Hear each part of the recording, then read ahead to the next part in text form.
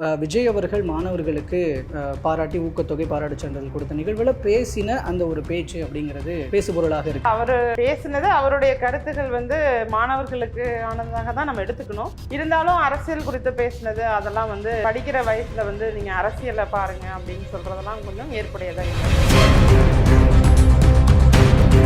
அவர் பேசியதற்கான காரணம், நான் அரசியல் கட்சி தொடங்கி இருக்கேன், அதனால நீங்க படிக்கும் வயசுலேருந்தே அரசியலுக்குள்ள வாங்க, அரசியலை பாருங்க அப்படிங்கிற இடம் இருக்குல்ல.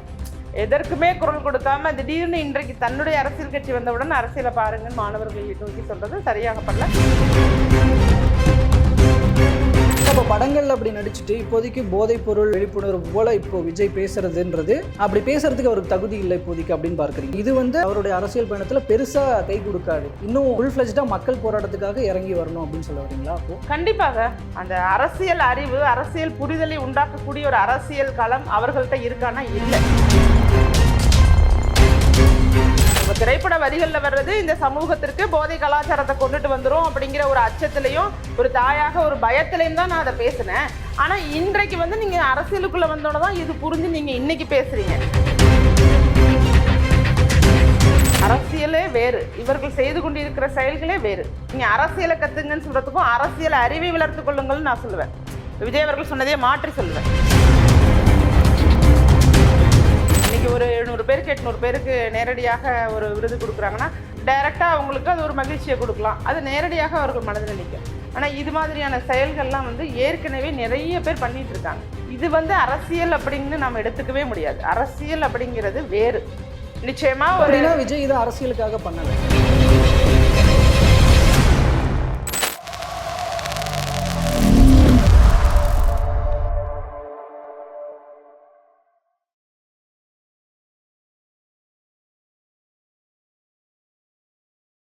ஐத்தமிழ் நேயர்கள் அனைவருக்கும் அன்பு வணக்கம். இன்றைய சிறப்பு நேர்காணலில் நம்மோடு இணைந்திருக்கிறார் அனைத்து மக்கள் அரசியல் கட்சியினுடைய நிறுவன தலைவர் ராஜேஸ்வரி பிரியா அவர்கள். அவரிடம் தற்போது பேசுபொருளாக உள்ள பல்வேறு விஷயங்கள் குறித்து பேச பேசலாம். வணக்கம். வணக்கம். வணக்கம். நல்லா இருக்கீங்களா? நல்லா இருக்கேன் மேம்.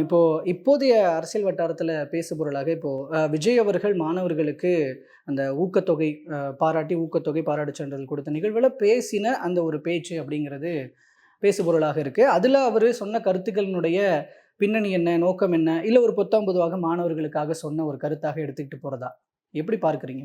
அதாவது அவர் பேசுனது அவருடைய கருத்துக்கள் மாணவர்களுக்கு ஆனதாக தான் நம்ம எடுத்துக்கணும். இருந்தாலும் அரசியல் குறித்து பேசினது அதெல்லாம் படிக்கிற வயசில் நீங்கள் அரசியலை பாருங்க அப்படின்னு சொல்கிறதெல்லாம் கொஞ்சம் ஏற்புடையதா இல்லை.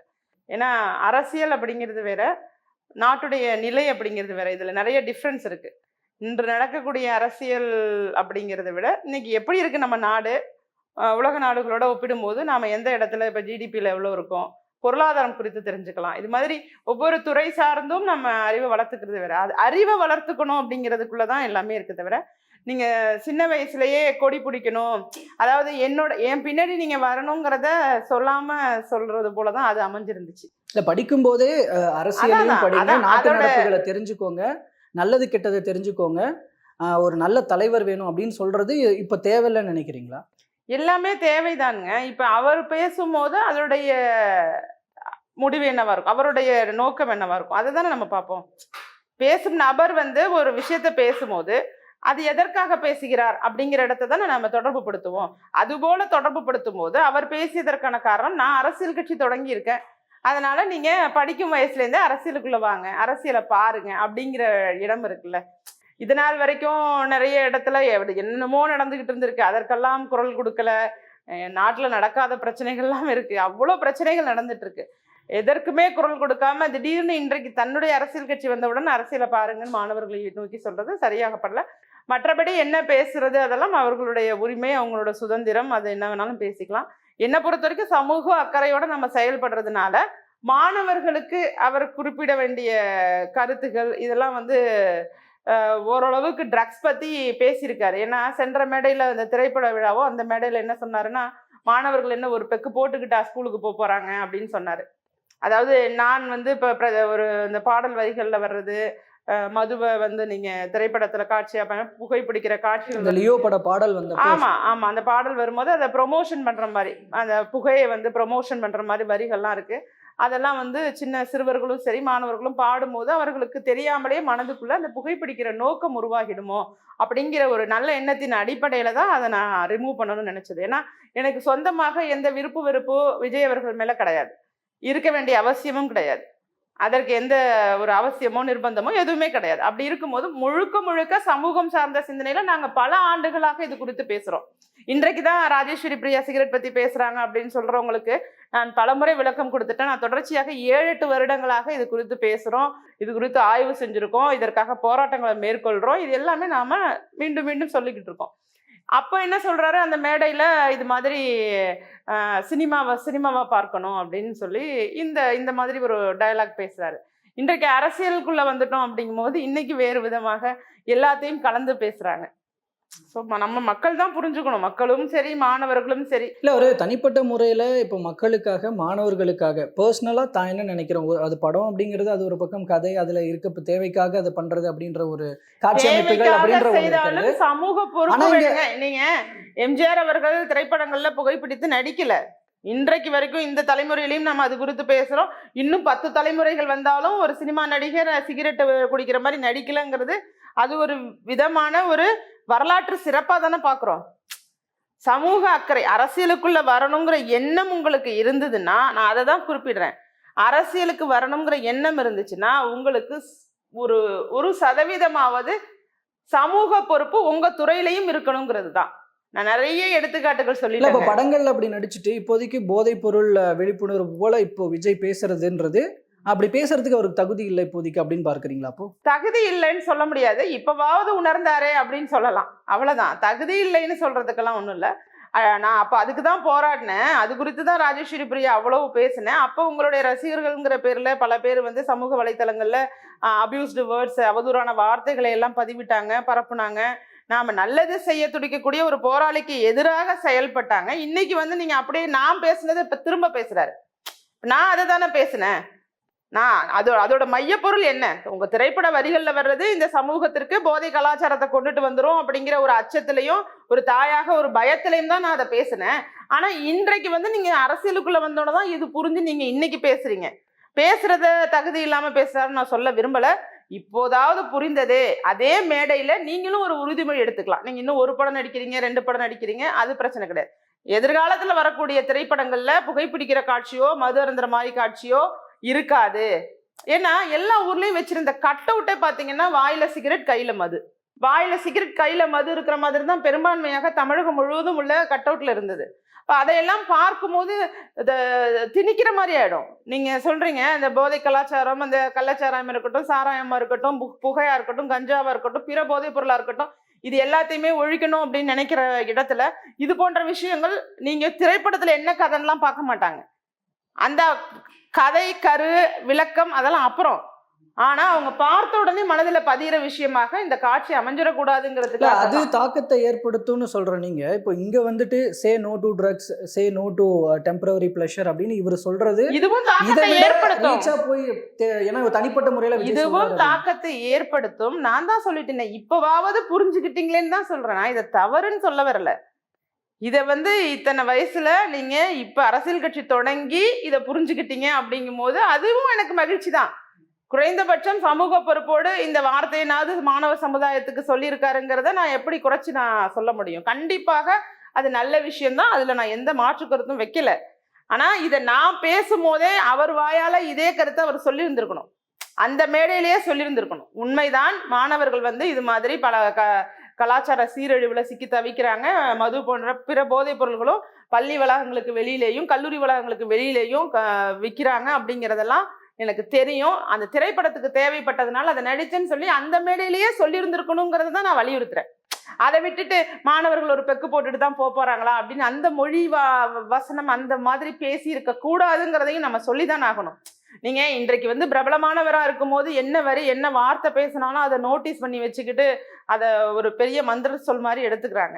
அப்படி இருக்கும்போது நீங்க அந்த மேடையில பேசுனதா இந்த மேடையில பேசுனதா, அது எத்தனை பேருக்கு போகும், இது எத்தனை பேருக்கு போகும், எது ஃபாஸ்டா ரீச் ஆகும் அப்படிங்கிறதும் உங்களுக்கும் தெரியும். ஒரு நல்லது ரீச் ஆகிறத விட கெட்டது தான் சீக்கிரமா போய் ரீச் ஆகுது. இன்னைக்கு எல்லா சமூக வலைத்தளங்கள்ல இன்னைக்கு எல்லா மீடியாவும் எடுத்துக்கிட்டாலும் ஒரு நெகட்டிவா ஒரு தலைப்பு கொடுத்தாலோ அல்லது வேற ஏதாவது நம்ம நெகட்டிவ் ப்ரமோஷன் பண்ணாதான் அது வேகமா போய் சேருது. நீங்களாம் நல்லவங்களா இருங்க, நீங்களாம் நேர்மையா இருங்க, இப்படி பேசுறது உங்களுக்கு எப்படி போகுதுன்னு உங்களுக்கே தெரிஞ்சிருக்கும். அதனால நம்ம இதை பொறுத்த வரைக்கும் இப்ப சொன்னதை நான் குறை சொல்லல. இந்த ரெஸ்பான்சிபிலிட்டி அப்படிங்கிறது இனிமேலும் கண்டினியூ ஆகணும் அப்படிங்கிறது தான் ஏன்னா நானே திரு புஷி ஆனந்த் அவர்களிடம் ஒரு கோரிக்கையை வச்சேன்.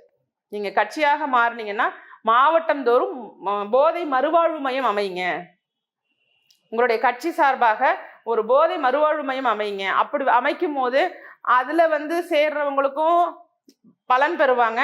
சரி, திரு விஜய் அவர்கள் போதை கலாச்சாரத்திற்கு எதிராக களத்துல செயல்படுகிறார் அப்படிங்கிற ஒரு தோற்றமும் கிடைக்கும். ஏன்னா நாம எல்லார்கிட்டையுமே எதிர்பார்க்கிறது நன்மை மக்களுக்கு கிடைக்கணுங்கிறது தான்.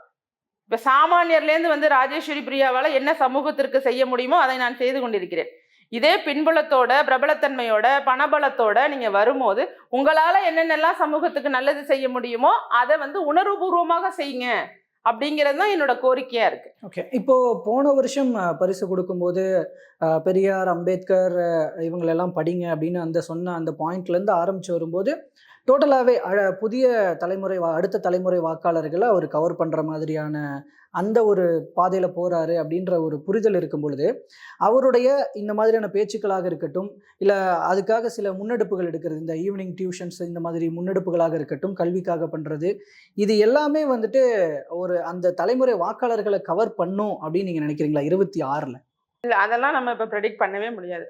ஏன்னா 26 தேர்தல் அன்னைக்கு நாள் கேட்டால் கூட நம்ம ப்ரெடிக்ட் பண்ண முடியாது. அதுவும் இல்லாமல் இன்னும் ஒரு வருஷம் 10 மாதம் இருக்குது. இந்த நிலைமையில நம்ம பேசும்போது அது நிச்சயமாக எந்த அளவுக்கு போய் அவங்க மனசில் நிற்கும், அல்லது உண்மையாகவே இதெல்லாம் சிறப்பான முறையில் மக்களுக்கு பயனுள்ளதாக அமையுதா? ஏன்னா எல்லாமே தொடங்குறது ரொம்பவே சுலபம். இப்போ நானும் கூட அதை தொடங்கினேன் இதை தொடங்கினேன்னு நம்ம ஒரு விளம்பரப்படுத்தி பத்திரிகைகளில் கொடுத்து ஒரு விளம்பரத்தை நம்மளாலையும் தேடிக்க முடியும். ஆனால் அது சரியாக செயல்படுதா, அதன் மூலமாக எவ்வளோ பேர் பலன் பெறுறாங்க அப்படிங்கிறதெல்லாம் இருக்குல்ல, அதை பொறுத்து தான் மக்கள் மனதில் நிற்கும். இன்னைக்கு ஒரு 700 பேருக்கு 800 பேருக்கு நேரடியாக ஒரு விருது கொடுக்குறாங்கன்னா அது அவர்களுக்கு அவங்க டைரக்டா அவங்களுக்கு அது ஒரு மகிழ்ச்சியை கொடுக்கலாம், அது நேரடியாக அவர்கள் மனதில் நிற்கும். ஆனால் இது மாதிரியான செயல்கள்லாம் ஏற்கனவே நிறைய பேர் பண்ணிட்டு இருக்காங்க. இது அரசியல் அப்படின்னு நம்ம எடுத்துக்கவே முடியாது. அரசியல் அப்படிங்கிறது வேறு, அரசியலே வேறு, இவர்கள் செய்து கொண்டிருக்கிற செயல்களே வேறு. இவங்கள்ட்ட இப்ப பிரபலத்தன்மை இருக்கு, நிச்சயமா விஜய் இது அரசியலுக்காக பண்ணல, இது அரசியல்னு யாரோ சொல்லி கொடுத்துட்டு இருக்காங்க, அதை பண்ணிட்டு இருக்காரு, அப்படிதான் நம்ம எடுத்துக்கணும். இதெல்லாம் உங்களுக்கு அரசியலுக்கு சப்போர்ட்டிவா இருக்கும், அரசியலுக்கு ஒரு சப்போர்ட்டிவா ஒரு பயனா இருக்கும் அப்படிங்கறதன் அடிப்படையில செய்து கொண்டு இருக்கிறார். ஏன்னா இத்தனை ஆண்டுகளா கொடுத்தது இல்லைல்ல, நேற்று வந்தவர் இல்லைல்ல துறைக்கு, 30 ஆண்டுகளுக்கு மேலாக துறையில இருக்காரு. அப்படி இருக்கும்போது குறைந்தபட்சம் ஒரு 10-15 ஆண்டுகளாக நல்ல ஒரு முன்னணி நட்சத்திரமாக இருக்கிறதா தான் நினைக்கிறேன். உண்மைதானே அது? 10-15 ஆண்டுகள் இருக்குல்ல. அப்பொழுதெல்லாம் செய்யாம இப்பொழுது செய்யறாங்கன்னா அது அரசியலுக்காக செய்யக்கூடிய ஒரு இடமா தான் பார்க்க முடியும். இதை இப்ப பாராட்டுறது புகழ்றதுங்கிறது வேற. நிச்சயமா பாராட்டுறேன். சரி, தன்னுடைய சொந்த செலவுல நீங்க ஒரு விருது விழா ஏற்பாடு பண்ணி மாணவர்களுக்கு கொடுக்குறீங்கிறத எல்லாருமே பாராட்டுவோம். அதுல நானும் விதிவிலக்கு கிடையாது, நானுமே பாராட்டுறான். அது எதற்காக அப்படிங்கும் போது கண்டிப்பாக அரசியலுக்கு வரும்போது இதெல்லாம் ஒரு எலிமெண்ட்ஸா இருக்கும், நம்ம நல்லது செஞ்சிருக்கோம்னு சொல்லிக்கிறதுக்கான ஒரு வாய்ப்புகளை உருவாக்கும் அப்படிங்கிறதன் அடிப்படையில இப்ப துரிதமாக நிறைய செய்யறதுக்கு முயற்சி பண்றாங்க. ஓகே, ஆனா இது இப்ப நீங்க சொல்ற ஒரு பாயிண்ட் ஆஃப் இது அரசியல் கிடையாது அப்படின்னு சொல்றீங்க.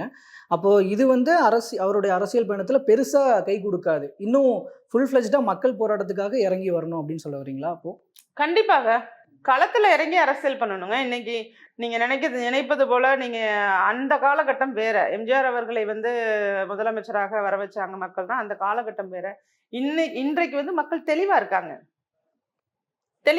களத்துல நின்று பல ஆண்டுகளாக போராடிட்டு இருக்காங்க. அரசியல்ல அந்தந்த பகுதிகளிலையுமே அவர்கள் பிரச்சனை, ஒவ்வொரு கிராமத்தோட பிரச்சனை என்ன, ஒரு தெருவோட பிரச்சனை, இதுவரைக்கும் அரசியல் கட்சிகளுக்கு தெரிஞ்சு செயல்பட்டு இருக்காங்க.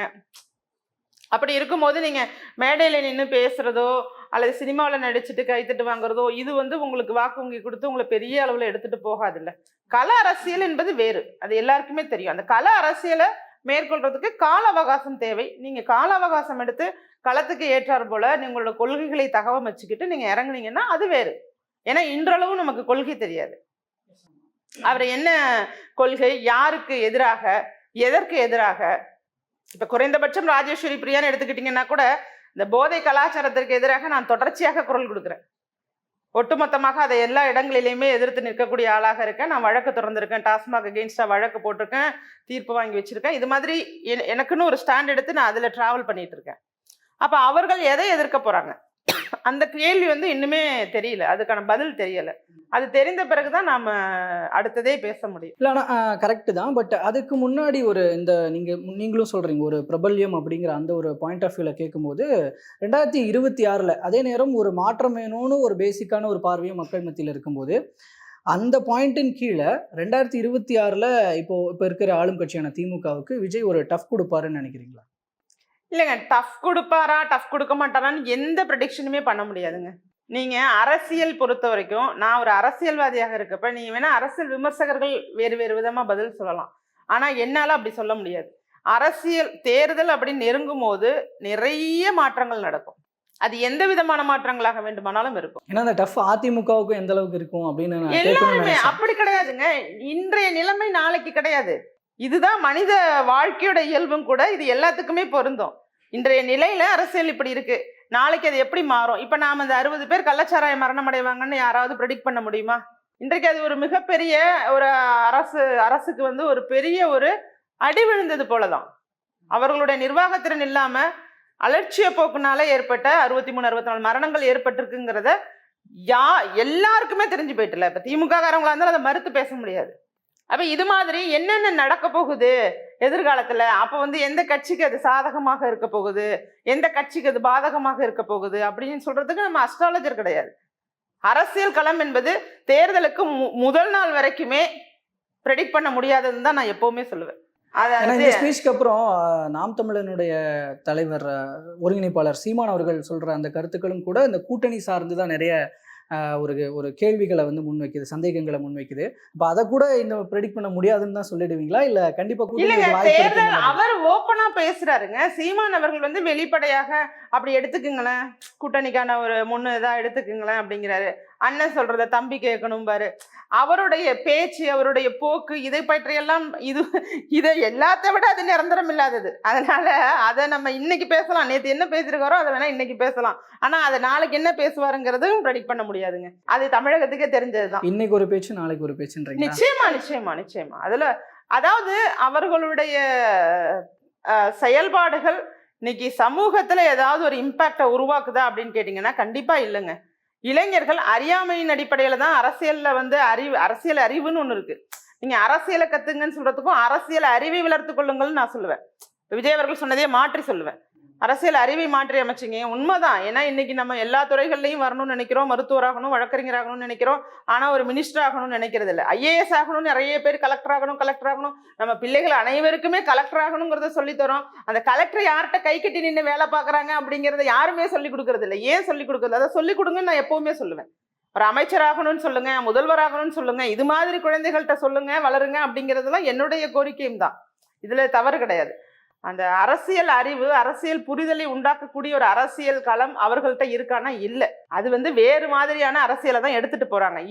இருந்த போதிலும் இன்றைய அரசியல் சூழ்நிலை பொதுவாகவே எல்லா இடத்திலையுமே சாதி, மதம், கடவுள் எதையாவது ஒன்று எதிர்க்கணும், ஒரு மதத்தை எதிர்க்கணும், இல்லை ஒரு மதத்தை ஆதரிக்கணும், இல்லை ஒரு சாதியை எதிர்க்கணும், இல்லை ஒரு சாதியை நல்ல முழுமையாக ஆதரிக்கணும், இது மாதிரி இல்லை ஒரு இனம் அல்லது ஒரு மொழி, எதையாவது ஒரு உணர்ச்சி வசப்பட வச்சு அவங்கள்ட்ட வந்து அரசியலை கொண்டுட்டு போய் வாக்குகளை வாங்கணுங்கிறத தான் கொண்டுட்டு போகுதே தவிர இங்க மக்களோட உரிமை என்ன இருக்கு, மக்களுக்கு தேவை என்ன இருக்கு, இன்னைக்கு ஒட்டு மொத்தமாக சாதி, மதம், இனம் இது எல்லாவற்றையும் கடந்து இங்க மக்கள் என்ன நிலையில இருக்காங்க, இந்த நிலையை எப்படி மாத்துறது, அதற்கான அரசியலை எப்படி பண்றது அப்படிங்கிறத எடுத்து சொல்லக்கூடிய அரசியலை இன்னைக்கு யாரும் ஏற்றுக்கொள்றதா இல்லை.